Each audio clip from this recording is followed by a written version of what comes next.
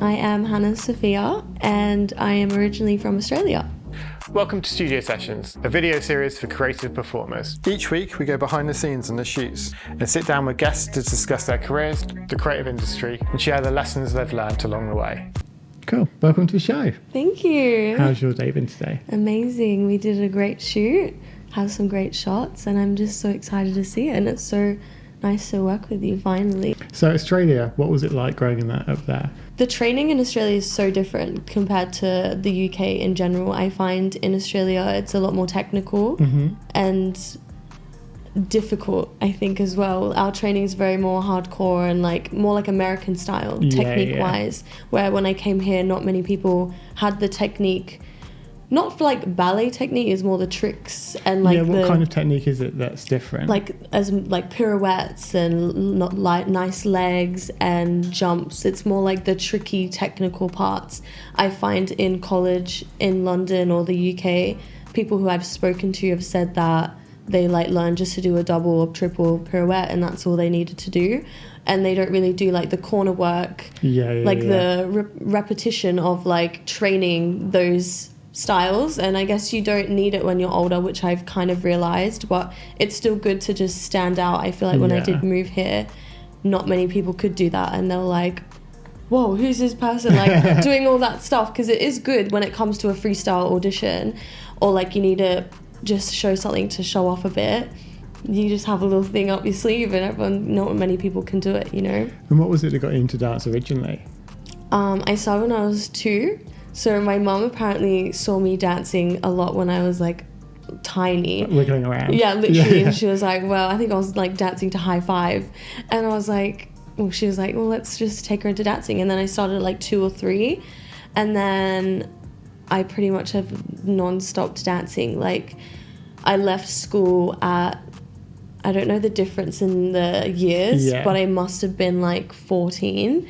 And I started doing homeschooling, and I left to do full-time ballet for about 3 years, which is So when you were homeschooling, were you balleting at the same time?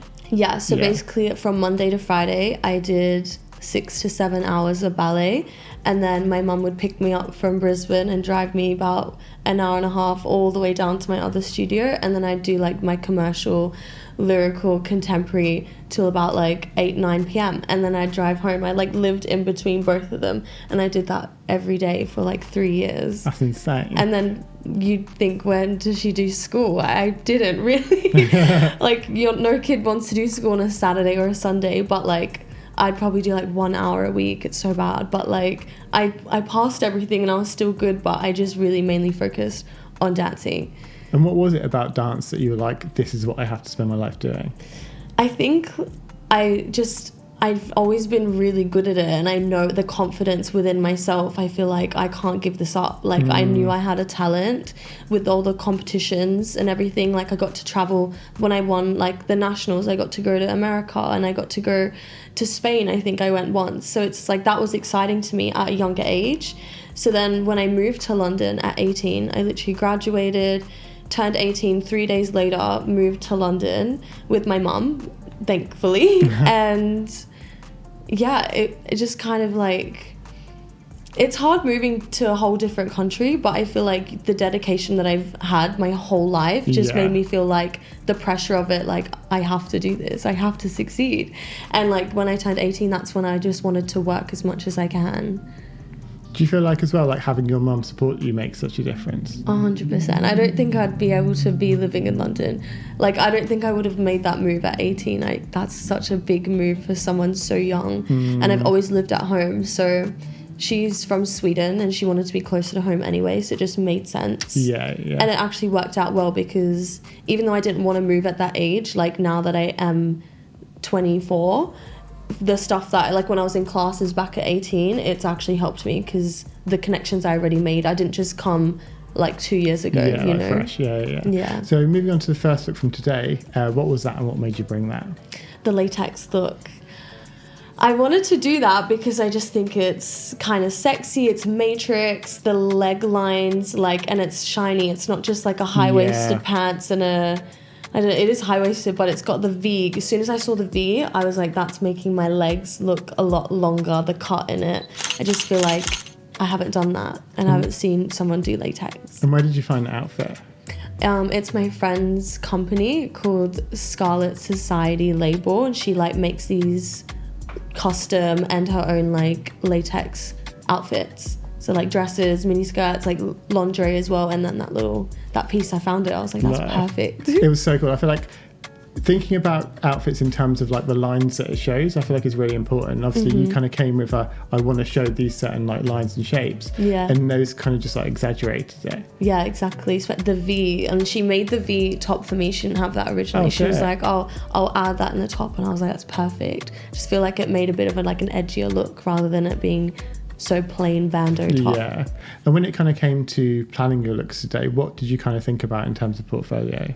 So I really wanted to like get a stylist just for the help of things, because I was like, I know what I want, but I'm like, I want help like putting it all together, because I don't think I'd be able to have put the glasses and hat, the blazer one, and that last, like I knew I wanted to do like a belt top, but like to place it all together, like the ties and the accessories. And what's your advice to someone who's looking to kind of shoot and maybe get a stylist? I think, do your research on like photographers and other dancers or even models and see who they're working with.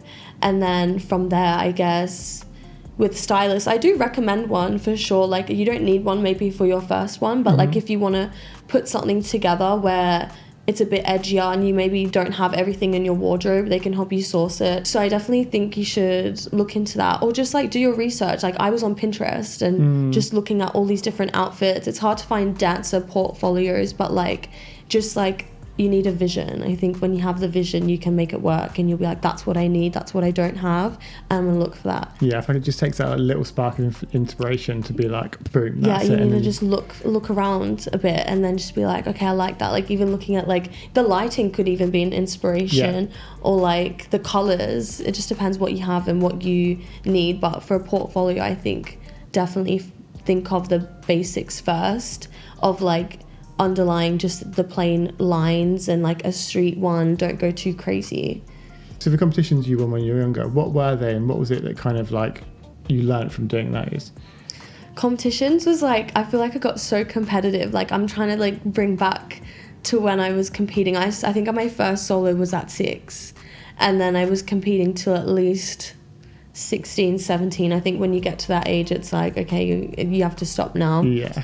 But from what I learned, I think not the pressure, but like I remember coming into competitions and going all around my state doing about 8 to 10 solos. I'd have a jazz, but then we had like a better jazz one, so you could do a normal jazz one, but then you've got like, so I had like 2 jazz solos, 2 tap solos, 2 lyrical, 2 contemporary, 2 like 2 of everything. And I'd have all like, I'd come with my duffel bag with all my costumes with my mom, and we'd hang it up, and it's like, okay, this one's a quick change. It was fun. Like you got to meet other people, and I feel like back in that time it was such like that was like your life. That was like so important. And I think it is important because you learn your stage presence. You learn that like not everything's gonna go your way. You might stuff up, you might forget it, or you might think you did it so good, but like there might have been someone else that was better than you. And clearly being like so competitive, how did you deal with not winning?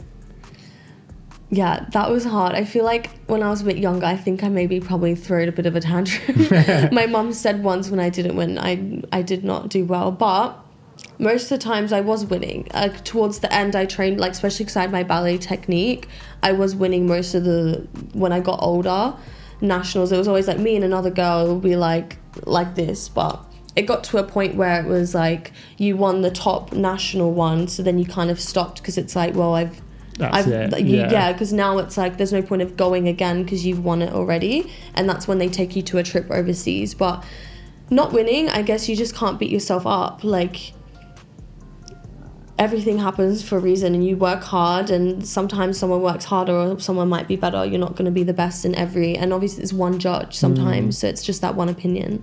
And in terms of training as well, what would your advice be to someone to be able to push themselves to get to that level? I think you need to focus on what you want and what you're driving to be as a dancer.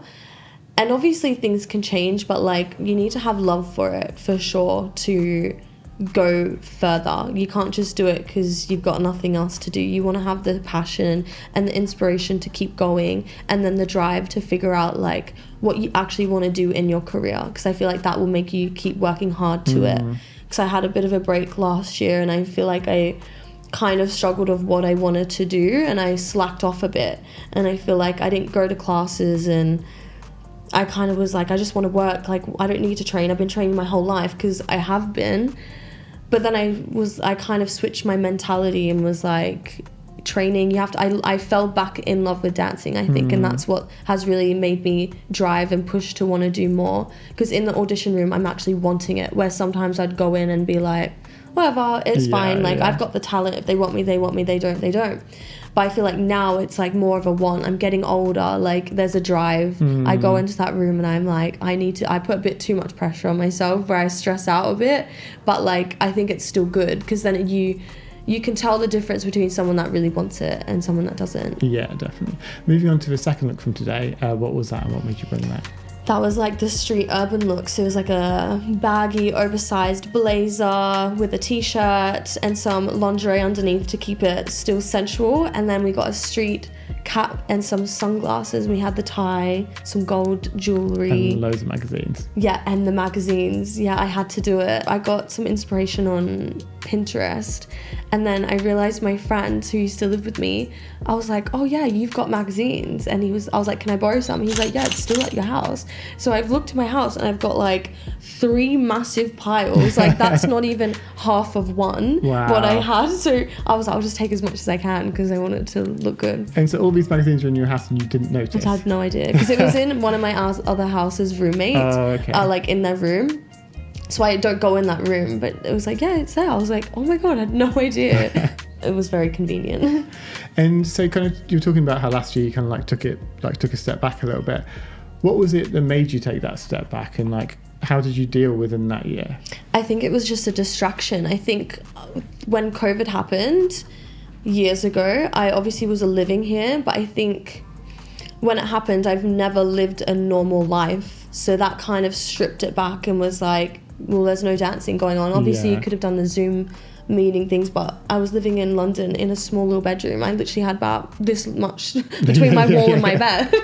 Like I had no room. So I think I stopped dancing then, which was obviously back in 2019, and I moved back to Australia for a bit more freedom because they weren't in lockdown, and then 3 months turned into 2 years.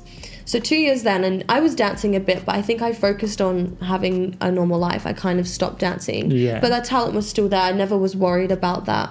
And then when I moved back to London after the 2 years, I think it was a bit of a struggle transitioning back into the dance world, because I actually was living and loving my life as a normal person. Like when I turned 18, normally you start to go out and you go out with friends and you have a friend group. I literally moved to a whole different country and just danced. Like that's just been my whole life. So I feel like I started to go out a bit more. I just got a bit distracted, I think.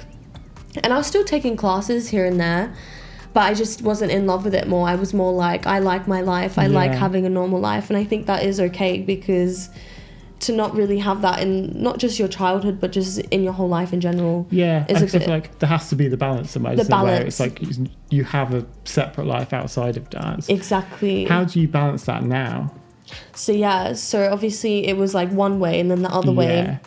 It took me a bit longer, but I think my boyfriend helped me a lot, actually, to try and and also my best friend kind of said this, and that's what stuck to me. I was like, I don't know if I want to dance anymore. Like I think when you stop as well, you get very anxious to come back, going into classes thinking like, am I going to be good enough? What if I don't get picked out? Like all these other people have been training when I've not been.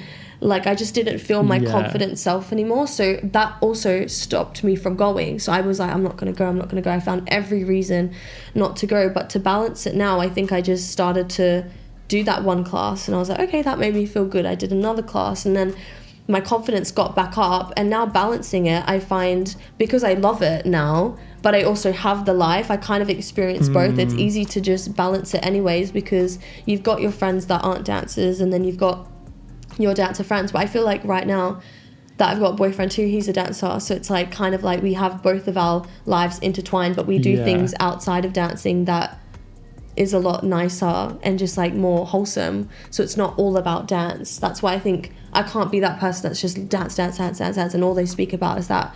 I think I've just had the life outside of dancing to balance it out, I think. What would your advice be to someone who's at the stage where you were, where they're kind of like slowly falling out of it a little bit?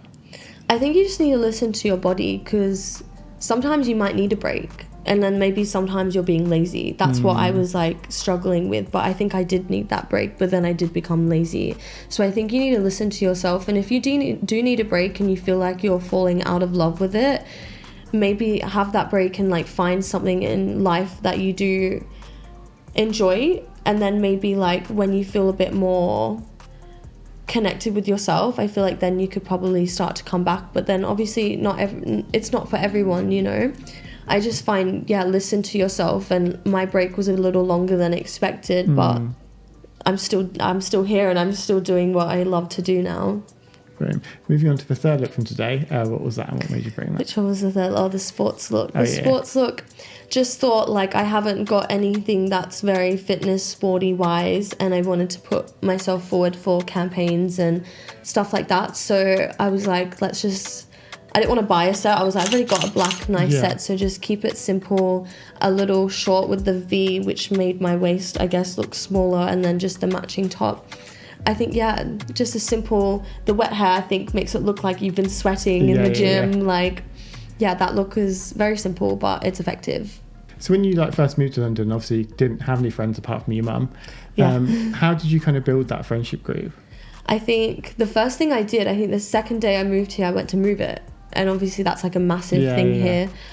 I didn't really meet anyone there, but it was just good to like, see. And then I think I heard there was like a HDI camp. So I went there and it was like a very last minute thing. And I remember, I don't remember if it was a 1 day or 2 day thing, but I remember going there and felt so like overwhelmed, because it's like so many people in one room. You don't know anyone at all. But then, I met Ainsley, who's like a choreographer, and he was like Dean Lee's assistant at the time, but like, and Dean was teaching, and I remember I just met him at the back of the class and I thought he was amazing. And he was like, oh, I'm teaching at base tonight, you should come. And he's like very contemporary, which was me at the time. So then I went to his class, and I think from that I was doing his weekly classes, and I was just going to classes and then seeing familiar faces and meeting that one friend that then introduces you to their friend really helped me. And then he was like, I know that you're like all alone, like, come here, I'm going to invite you to, you just need to find that one person. It's hard. And I did get lucky, and then I met a couple other people as well that I've obviously kept in contact with and am still friends with now.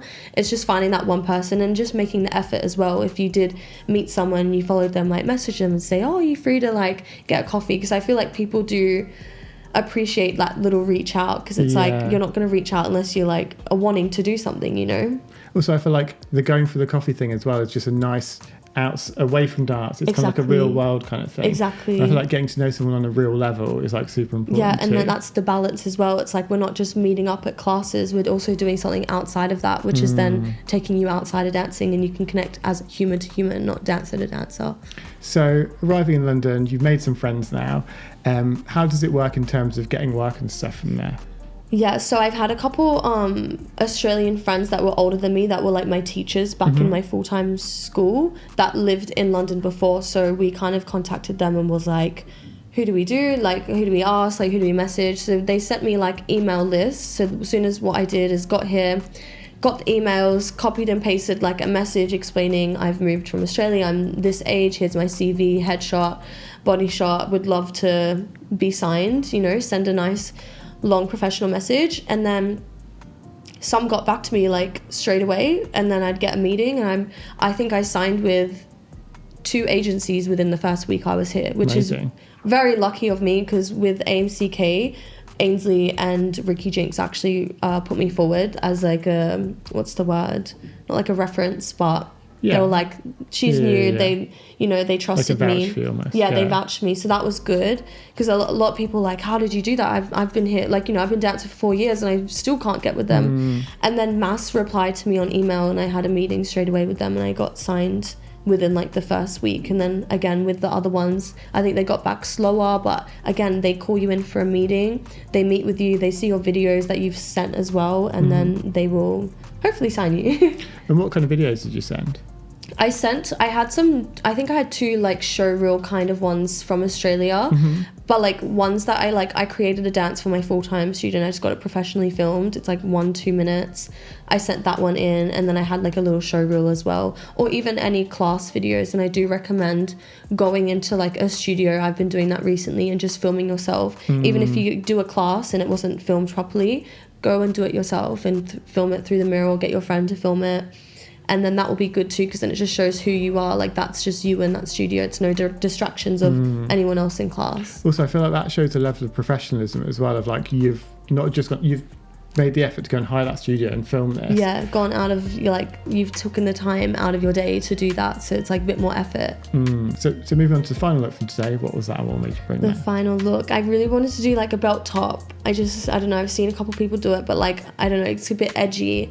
So, and I had those burgundy heels, and I was like, let's match that. Yeah, that's perfect. such a nice colour as well. Yeah, I love that colour right now. I've been wearing it so much. And then, yeah, I just thought like a pleated skirt. I think my stylist kind of put the shirt together, but we were kind of umming and ahhing with between the second and the fourth look, because it was kind of similar. I was like, do we put the tie there? Do we put the hat there? When do we do like the magazines? Like, so we did, I think we did it good, because it's kind of a bit different. I think if I added the tie in the fourth one, it would have been too similar. Yeah, definitely. I feel like there'd have been too many straps. Yeah, but I loved the silver, and I loved the belt. Like, I just love the colour. That was my favourite one, I think.